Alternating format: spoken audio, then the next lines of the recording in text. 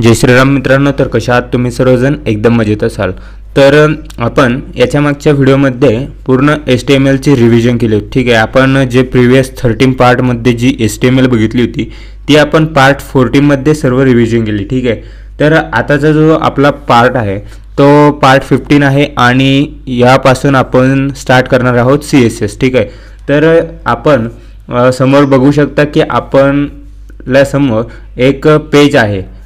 जसं की या ठिकाणी टेबल आहे आणि या ठिकाणी फॉर्म आहे, बट हे सेंटरला लावलं आहे. याचे नंबर, जसं की या ठिकाणी नंबर, सिलेक्ट डेट हे एका साईडला गेलं आहे, नेम, लास्ट नेम याच्यात काय आपल्याला एकदम भारी दिसत नाही. ठीक आहे, काही कलर नाही, ओनली ब्लॅक अँड व्हाईट आहे. ठीक आहे, या ठिकाणी टेबलमध्ये सुद्धा काहीही याला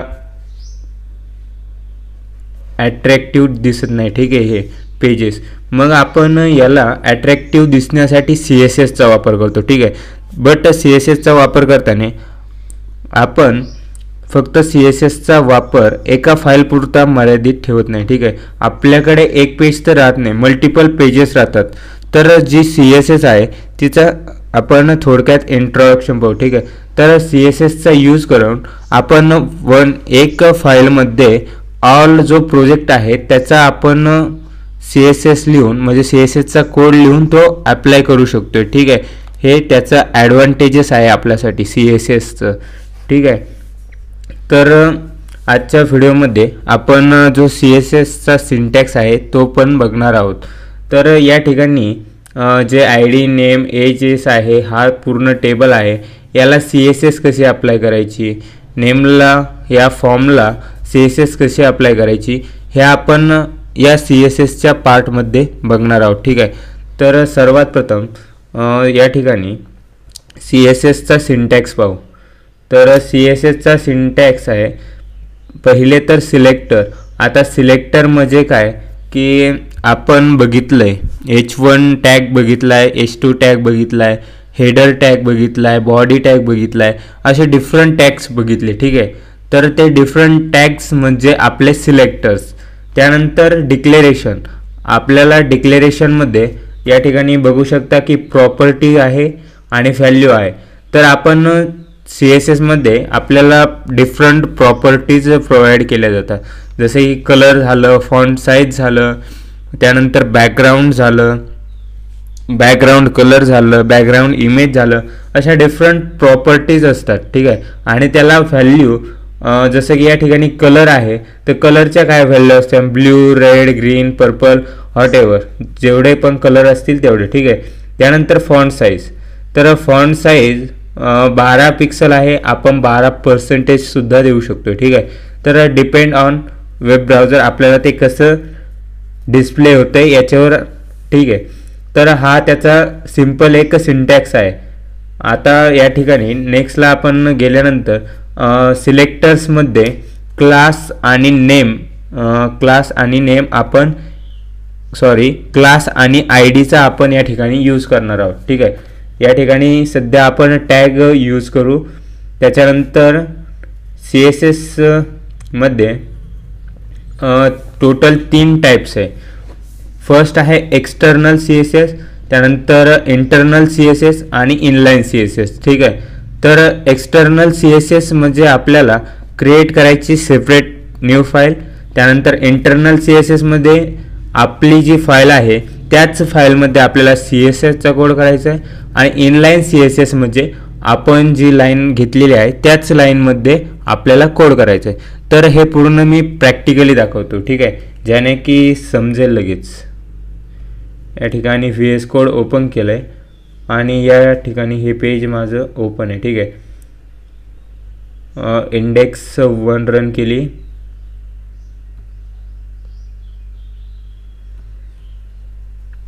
तर या ठिकाणी आपल्याकडे एक HTML फॉर्म आहे, टेबल आहे. ठीक आहे, या ठिकाणी हे सेपरेट करतोय जेणेकरून, किंवा या ठिकाणी मी एक न्यू पेज बनवतोय CSS.html. ठीक आहे, mycss.html नावाचे एक पेज बनवलं आहे आणि ह्या पेजला रन केलं आहे. त्यानंतर या ठिकाणी HTML5 घेतलं आहे. HTML5 घेतल्यानंतर जे टायटल आहे या टायटलमध्ये टाकतो माय CSS आणि बॉडी पार्ट. तर बॉडी पार्टमध्ये या ठिकाणी मी H1 घेतो आहे. ठीक आहे, H1मध्ये मी टायटल देतो आहे माय CSS पेज. ठीक आहे, आणि खाली paragraph, this is a paragraph असं मी एक सेंटेन्स घेतलं आहे. ठीक आहे, आता आपण बघणार आहोत इनलाईन CSS. तर आपली ही एक झाली लाईन. ठीक आहे, आता या H1चा जो ग्रेटर दॅन आहे, जो की H1चा या ठिकाणी क्लोज होतो आहे, एवढ्या पार्टमध्ये आपण जी CSS लिहू. ठीक आहे, H1 नंतर आपण जी पण काही CSS लिहू हिला आपण इनलाईन CSS म्हणतो. ठीक आहे, समजा या ठिकाणी COLOR colour is equals to red. I think problem येईल याला. याची विड्थ देऊ शकतोय का आपण?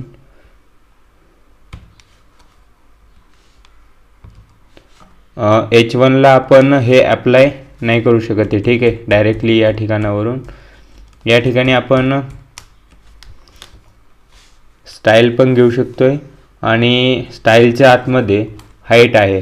हाईट आपण देऊ 10 पिक्सल. ठीक आहे, तर 10 पिक्सल दिली, बट आपण H1चा यूज करतोय त्यामुळं त्याच्यावरती काहीही परिणाम होत नाही. या ठिकाणी पर्सेंटेज देऊन बघू, 100%.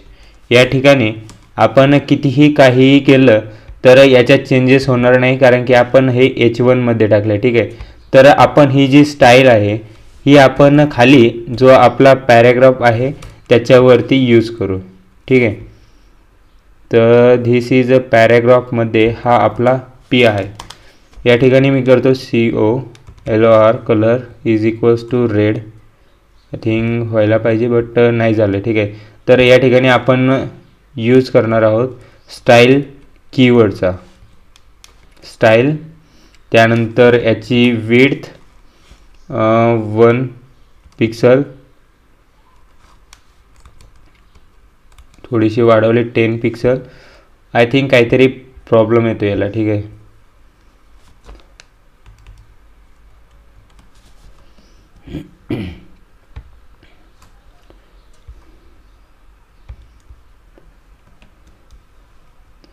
या ठिकाणी विड्थ अँड हाईट 1 पिक्सल,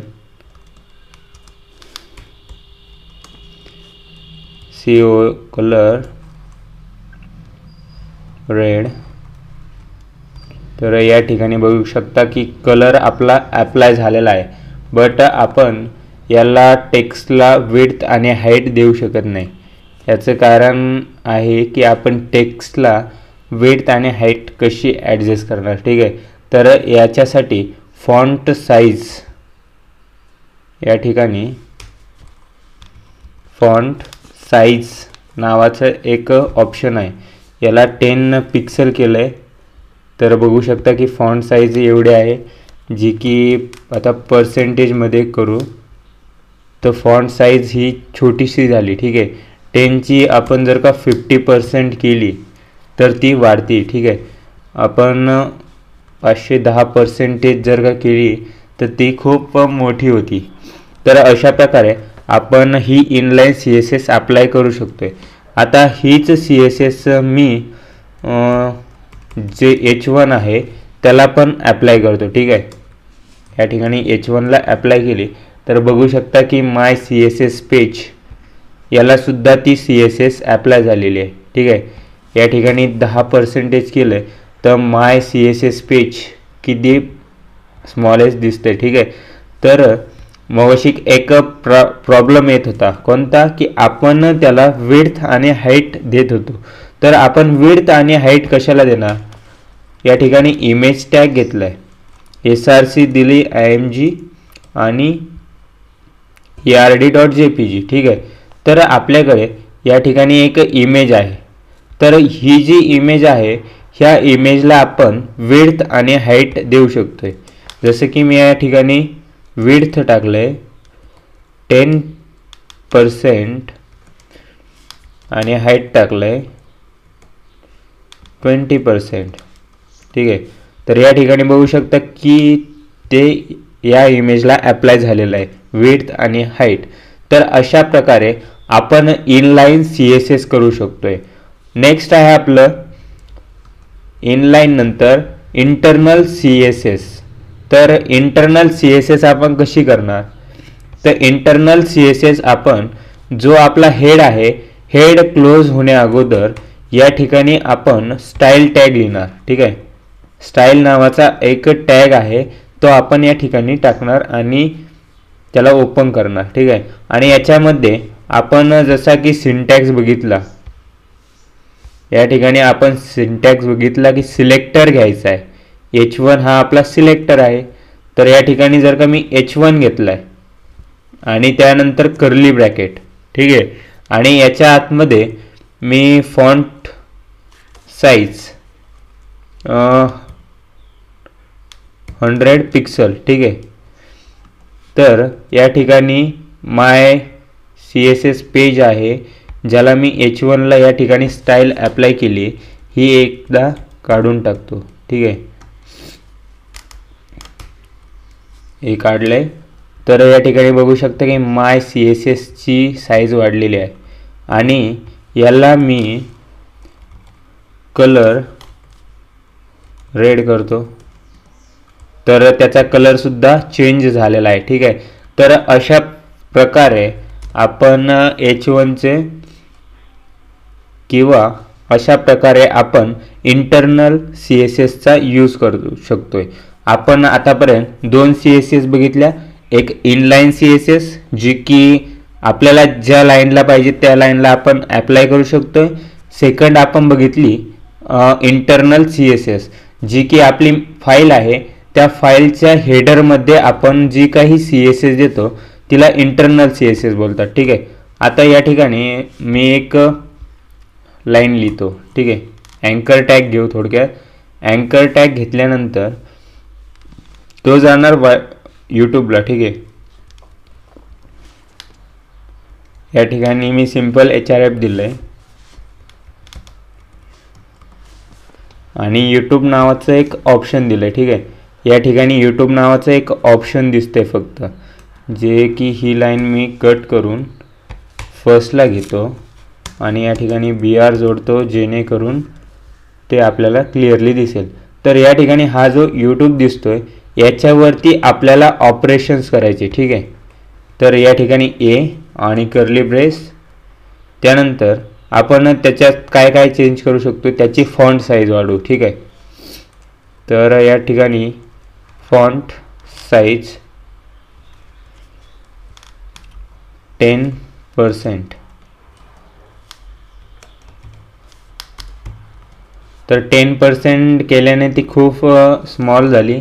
या ठिकाणी आपण 70% करू. ठीक आहे. आय थिंक 100% केली तरी पण होणार नाही, ती पिक्सल्स करू. ठीक आहे. तर पिक्सल्स केल्यानंतर ती मोठी झालेली आहे, पण तिची साईज वाढवली. ठीक आहे. त्याच्यानंतर त्याचा जो कलर आहे तो ब्ल्यू आहे. ठीक आहे. तर त्याचा कलर आपण चेंज करू, तो करू आपण ब्लॅक. तर बघू शकता यूट्यूबचा कलर ब्लॅक झालेला आहे. आता त्याच्या खाली एक अंडरलाईन आहे. ठीक आहे. आता ते अंडरलाईन काय आहे, आपण त्याला हायपरलिंक केलंय, त्याच्यामुळं त्याच्या खाली अंडरलाईन आहे. ठीक आहे. तर त्यासाठी आपण टेक्स्ट डेकोरेशन नावाचा एक टॅग आहे, त्याला नन करू. ठीक आहे. तर टेक्स्ट डेकोरेशन नन केल्याने आपलं जे यूट्यूबच्या खाली लाईन होती ती गेलेली आहे. ज्या टाईमला आपण याच्यावरती क्लिक करू त्या टाईमला आपल्याला जी URL असेल त्या URL वर ते पाठवून देईल. ठीक आहे. तर या ठिकाणी एक व्हिडिओ ओपन आहे, याला करूयात कॉपी आणि या ठिकाणी URL ती देऊया. ठीक आहे. या ठिकाणी आपल्या साईटवर आल्यानंतर रिफ्रेश करतो आणि ज्या टाईमला यूट्यूबवरती क्लिक करतोय त्या टाईमला आपला व्हिडिओ प्ले होतोय. ठीक आहे. तर अशा प्रकारे आपण इनलाईन CSSचा यूज करू शकतोय आणि इंटरनल CSSचा यूज करू शकतोय. ठीक आहे. आता या ठिकाणी CSSचे इंटरनल आणि एक्सटर्नल CSS मध्ये आपण जे सिलेक्टर्स आहे, जसं सिलेक्टर म्हणजे काय, आपले टॅग्स. ठीक आहे. आता या ठिकाणी H1 न घेता मी दुसरं काय घेणार. ठीक आहे. प्रॉब्लेम कुठे येतो माहिती आहे का, ज्या टाईमला आपल्याकडं हे मी कट करतो, H1 त्याच्यानंतर H2 त्याच्यानंतर H3 असे टोटल 3 टाईप्स आहे आपल्याकडे. ठीक आहे. तर या ठिकाणी मी करतो H1 त्यानंतर H2 त्यानंतर H3. तर मला काय करायचं आहे, आता ह्या तिन्हींना वन टाईम CSS अप्लाय करायची. ठीक आहे. या ठिकाणी H1ला ऑलरेडी ही CSS अप्लाय आहे, मग ही H1लाच फक्त अप्लाय नाही झाली पाहिजे, टोटल ह्या तिन्ही यांना अप्लाय झाली पाहिजे, H1 H2 आणि H3ला. तर त्या टाईमला मी काय करणार, या ठिकाणी H1 आहे कॉमा H2 देणार, जसं की साईडला बघू शकता की H2ला पण अप्लाय झाली, आणि थर्डला कोमा देऊन H3 सुद्धा करणार, जेणेकरून तिन्हीला सुद्धा ती अप्लाय होणार. ठीक आहे. बट आता या ठिकाणी मला काय करायचं आहे की H1 आणि H3ला सेम CSS अप्लाय करायची, पण फक्त एकच वर्ड लिहायचं आहे, जसं की H1 लिहायचा किंवा मग H3 लिहायचा आणि त्याच्यावरनं मला ती अप्लाय करायची. ठीक आहे. तर अशा सिच्युएशनला आपण 2 टाईप यूज करतो. फर्स्ट आहे ID आणि सेकंड आहे क्लास. तर मग ID आणि क्लासचा यूज कसा करायचा, या ठिकाणी सिम्पली ID टाकायचं इक्वल्स टू आणि ब्रॅकेटमध्ये डबल कोटमध्ये तुम्हाला जे काही नाव द्यायचं असेल, या ठिकाणी मी नाव देतो H1. ठीक आहे. H1 नाव दिलं आहे, त्याच्यानंतर याला ID देतो, याची सुद्धा ID मी H1 करतो. ठीक आहे. आणि थर्डची सुद्धा मी ID H1 करतोय. ठीक आहे. तर आता ज्या टाईमला मी या ठिकाणी H1 केलंय, बट मी ID घेतलाय. ठीक आहे. ID साठी आपण हॅशचा यूज करतोय. ठीक आहे. ज्या टाईमला मी हॅश आणि ID टाकतोय, या ठिकाणी मी समजण्यासाठी या H1च्या जागी ID टाकतो. ठीक आहे. आणि या ठिकाणी मी IDला असाइन करतोय. ठीक आहे. तर टोटल तिन्ही याला ते अप्लाय झालेलं आहे. या ठिकाणी मी ID हॅश IDचा यूज करून तिन्ही पण लाईन्सला CSS अप्लाय केलेली आहे. ठीक आहे. आता सेकंड ऑप्शन आहे आपलं क्लास. तर मी या ठिकाणी एक क्लास क्रिएट करतो. ठीक आहे. क्लास, आणि त्या क्लासला नाव देतो क्लासच नाव देतो. ठीक आहे. क्लास नाव दिलंय. आता त्याच्यानंतर इथं फॉन्ट साईज झाली, त्याचा कलर झाला. ठीक आहे. हा जो कलर आहे तो मी क्लासचा यूज करून अप्लाय करतो. ठीक आहे. तर आपण क्लासचा यूज कसा करणार, या ठिकाणी डॉट आणि त्यानंतर या ठिकाणी क्लास आणि कर्ली ब्रेसच्या आतमध्ये आपल्याला जे पण अप्लाय करायचं असेल ते. आता बॅकग्राऊंड कलर तो चेंज करू येलो. ठीक आहे. तर या ठिकाणी बघू शकता की बॅकग्राऊंडला आपण कलर येलो दिलेला आहे. आणखी एक या ठिकाणी आपण क्लासच्या जागी समजा माझं नाव दिलं तुषार, टोटल तिन्ही ठिकाणी माझंच नाव दिलं. ठीक आहे.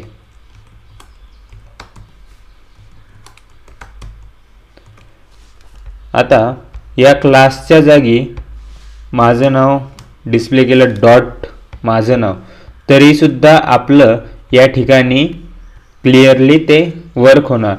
जर या ठिकाणी आपण क्लास दिलं डॉट क्लास तर ते वर्क नाही होणार, कारण की आपल्याकडं क्लास नावाचा कोणताही क्लास अवेलेबल नाही. ठीक आहे. बट मी या ठिकाणी माझं नाव देतो तुषार, तर तुषार नावाचा या ठिकाणी क्लास अवेलेबल आहे टोटल 3. ठीक आहे. त्यामुळे या ठिकाणी अप्लाय झालं आहे। या ठिकाणचा जर का मी क्लास काढून टाकला, ब्लँक ठेवला, तर या ठिकाणी बघू शकता की काहीही अप्लाय झालेलं नाही, ठीक आहे। तर हे होतं इनलाईन आणि इंटरनल CSS। आता आपण बघणार आहोत एक्सटर्नल CSS। तर एक्सटर्नल CSS कशी अप्लाय करायची ते आपण बघू। तर सर्वात प्रथम या ठिकाणी एक्सप्लोरर ओपन करा आणि न्यू फाईल क्रिएट करा। तिचं नाव युजर डिफाईन आहे, तुम्हाला काय द्यायचं ते द्या। मी या ठिकाणी देतोय स्टाईल .css। हां, मात्र नाव दिल्यानंतर .css लावणं हे कंपल्सरी आहे, ठीक आहे।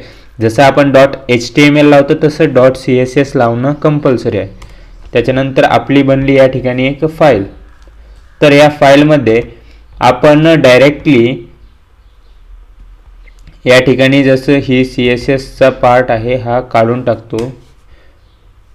या ठिकाणी ID घेतली आणि क्लास घेतलाय, ठीक आहे। त्याच प्रकारे ज्या प्रकारे आपण या ठिकाणी ही स्टाईलच्या आतमध्ये एवढा जो लिहिला होता कोड तसाच या ठिकाणी लिहायचा आहे। या ठिकाणी हॅश करणार आपण, आपलं हॅश ID होती आणि तिचा आपण फॉन्ट साईज केली होती, आता 10 पिक्सल करू, ठीक आहे। आणि त्यानंतर आपल्याकडे एक क्लास होता, क्लास डिफाईन करणार आपण डॉटने, तुषार नावाचा क्लास होता आणि त्याला आपण कलर देणार येलो, ठीक आहे। आणि त्यानंतर त्याला बॅकग्राऊंड देणार ब्लॅक। तर आपण हा कलर दिलाय, या ठिकाणी 00 आपला जो बॅकग्राऊंड कलर आहे, या ठिकाणी डायरेक्टली ब्लॅक सुद्धा लिहू शकता, ठीक आहे। आणि या बॉक्सवर ॲरो नेऊन आपण या ठिकाणावरून कलर सुद्धा चूज करू शकताय। तो कलर चूज करताल तो त्या ठिकाणी डिस्प्ले होईल, ठीक आहे। त्याच्यानंतर आता हे झालं, या ठिकाणी आपण कोड केलाय, बट रन होताना या ठिकाणी आपल्याला काहीही डिस्प्ले होत नाही। तर ही जी फाईल आहे ही आपल्या प्रोग्राममध्ये आपल्याला ज्या फाईलमध्ये इन्सर्ट करायची त्या फाईलला कशी अटॅच करायची, तर या ठिकाणी लिंक नावाचा कीवर्ड आहे, लिंक नावाचा एक टॅग आहे, त्याच्यामध्ये rel = स्टाईल शीट, ठीक आहे। आणि त्याच्यानंतर href हायपरलिंक करायचं आहे आपल्याला CSS, म्हणजे आपल्याला जी फाईल असेल त्या फाईलचं नाव या ठिकाणी टाकायचं आहे, ठीक आहे।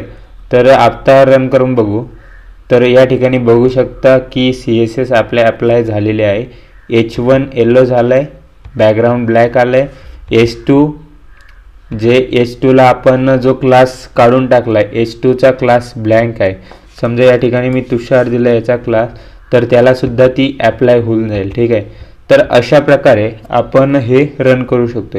आता आणखी एक या ठिकाणी आपण index.html मध्ये this is H1 tag, this is H2 tags घेतले होते, ठीक आहे। तर ह्या टॅग्सला जर का आपण CSS अप्लाय केली तर, बट कोणती CSS, ही जी आपण क्रिएट केलेली आहे एवढी CSS आपल्याला तिकडं अप्लाय करायची। तर त्याच्यासाठी ती फाईल उघडायची, ठीक आहे। आणि त्याची फाईल उघडल्यानंतर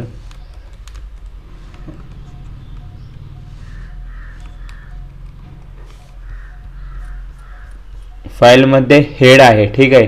या ठिकाणी हेड आहे, याच्यामध्ये आपल्याला लिंक करायचे, काय लिंक करायचे, आपल्याला लिंक करायचे CSS। तर CSS घेतली, लिंक केली, ठीक आहे। या ठिकाणी लिंक केली, बट आणखी सुद्धा ह्या फाईलवर त्याचा काही इफेक्ट नाही, ठीक आहे। मग आपण या ठिकाणी ID ID आणि क्लासवर फाइंड आउट केलेलं आहे, ठीक आहे। तर मी काय करतो, या H1ला ID देतो, ID काय आपला ID, ठीक आहे। तर H1ला ID दिला, ID। तर बघू शकता याची जी फॉन्ट साईज आहे ती स्मॉल झालेली आहे। आता बॅकग्राऊंडचा याची फॉन्ट साईज वाढवू, ठीक आहे, 10 ची 100 पिक्सल करतो। तर बघू शकता की या ठिकाणी सुद्धा चेंजेस झालेले आहे। या फाईलला मी साईडला रन करतोय, ठीक आहे। आणि आणखी एक फाईल जी की आहे आपली index.html आणि my.html, या दोन्ही फाईल मी या ठिकाणी ओपन करतोय, जेणेकरून वन टाइम आपल्याला डिस्प्ले होईल या ठिकाणी. ही आपली दिस इज h1 टॅग आणि सेकंड फाईल आहे आपली ही. ठीक आहे. तर h1 ज्या टाईमला आपण या ठिकाणी साईजमध्ये चेंजेस केले, ठीक आहे, 100ची 10 पिक्सल केली तर स्मॉलेस्ट दिसू शकते या ठिकाणी. आणि या ठिकाणी बघू शकता की हे सुद्धा स्मॉल झालं आहे. बट ज्या टाईमला आपण या ठिकाणी 100 पिक्सल करू तर याची साईजसुद्धा वाढते आणि ह्या पेजवरच्या टॅगची सुद्धा साईज वाढते. ठीक आहे. त्याच प्रकारे जर का आपण या ठिकाणी index.html मध्ये h2चा क्लास केला तुषार, तर बघू शकता की तुषार गेल्यानंतर त्याची CSS या ठिकाणी अप्लाय झालेली आहे.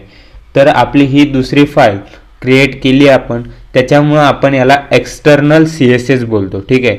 इंटरनल CSS म्हणजे आपण त्याच फाईलच्या हेडरमध्ये जी CSS लिहितो तिला इंटरनल CSS बोलतात, आणि जी आपण त्याच लाईनमध्ये लिहितो तिला इनलाईन CSS बोलतात. ठीक आहे. असे टोटल 3 पार्ट्स आहे या CSSचे. आता आणखी एक CSS मध्ये कॉमेंट्स आहे. ठीक आहे. कॉमेंटसाठी आपण /* आणि क्लोज करण्यासाठी */चा यूज करतोय. जसं की आपण या ठिकाणी स्टाईल्समध्ये बघू, दिस इज यूजिंग टू ID. ठीक आहे. तर या ठिकाणी आपण *चा यूज करून त्याला कॉमेंट आउट करू शकतोय. ठीक आहे. या ठिकाणी कॉमेंट आउट नाही केलं आहे, तर या ठिकाणी आपलं दिस इज HTML टॅग ते कसं दिसतं हे बघू शकताय. आणि ह्याच पेजला जर का कमेंट आउट केलं आहे तर CSS कम्प्लिटली अप्लाय होते. ठीक आहे. आता याच ठिकाणी दिस फक्त T टाकला जरी तरी या लाईनची CSS बघू शकता गायब झाली. ठीक आहे. तर या ठिकाणी दिस इज क्लास CSS म्हणजे क्लासचा यूज करून आपण जी CSS अप्लाय केली ती. ठीक आहे. तर अशा प्रकारे आपण कॉमेंट आउट करू शकतोय. तर ह्या व्हिडिओमध्ये एवढंच. भेटूया नेक्स्टवाल्या व्हिडिओमध्ये. आणखी इम्प्रूव्ह करू CSS मध्ये. आपला जो फॉर्म आहे या ठिकाणी आपण जो फॉर्म बनवलेला आहे त्या फॉर्मला आपण एक चांगली CSS डिझाईन करू. ठीक आहे. या ठिकाणी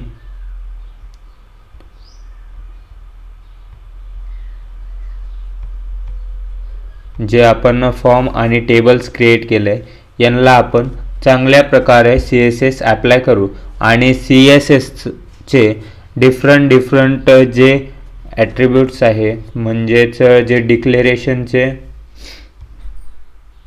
प्रॉपर्टीज आहे त्या आपण चेक करू. ठीक आहे. भेटूया नेक्स्ट व्हिडिओमध्ये. तोपर्यंत बाय.